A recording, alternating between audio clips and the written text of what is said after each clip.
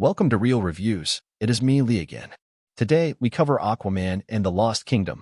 I'm not going to sugarcoat it or draw it out. This movie is rough from the first scene to the last. It is a $205 million budget movie that is bloated with massive amounts of unnecessary CGI, poorly written dialogue, and a lackluster villain. Should you watch? If you like DC a lot and want to support comic movies so they keep making them, then yes. If you are only mildly interested, especially since this is the last movie of the now-defunct Zack Snyder DCU, then no, just wait. I won't be able to make it very far without spoilers, so just expect them to show up past this point.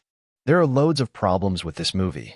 The biggest glaring issue is the CGI, because there is at least some in around 90% of scenes, and there are tons where the only thing not computer-generated is the actor, but then you can tell that they are on a green screen because they have a weird artifact that wasn't caught or maybe just ignored because they have a black line around them. The dialogue is so bad for so much of this movie that I couldn't reasonably tell if the acting was good or not. Except for Randall Park and Patrick Wilson, you can tell they are doing their best to give solid performances. Randall Park does fall into the same role that he has in Marvel. He is a kind of goofy, well-intentioned side character. This time he is a scientist. Patrick Wilson reprising his role as Ocean Master was so wildly needed because Jason Momoa's Aquaman was mostly quips, one-liners, and references. Amber Heard is basically not in this movie at all. She has few more than a dozen or so lines. So what is the plot? Black Manta, you know, the side villain from the first movie? Well, he is trying to discover Atlantean ships so he can repair his power armor. He ends up in Antarctica with the help of the scientist Stephen Shin. By sheer accident, Dr. Shin falls into a rift in the ice, which leads Black Manta to even more accidentally find the Black Trident, the Trident of Kordax, the previous ruler of the Lost Kingdom. So lost, in fact, that it was removed from all records in Atlantis. The Trident possesses Black Manta as it is corrupted by the king. This leads to the conflict and maybe one of the worst parts of the movie.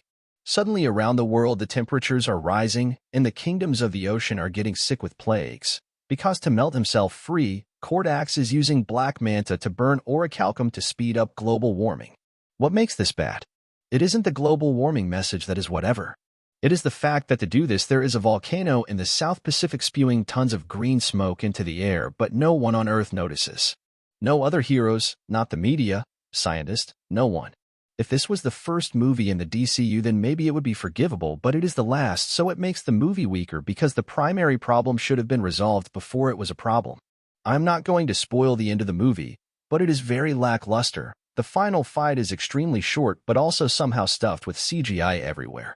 You might be wondering why I am harping on the CGI.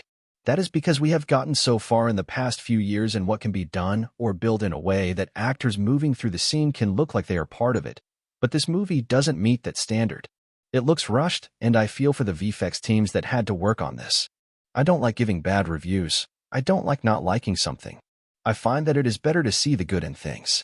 This movie just didn't really have anything worthy of praise about it. 2 out of 10 in my rating.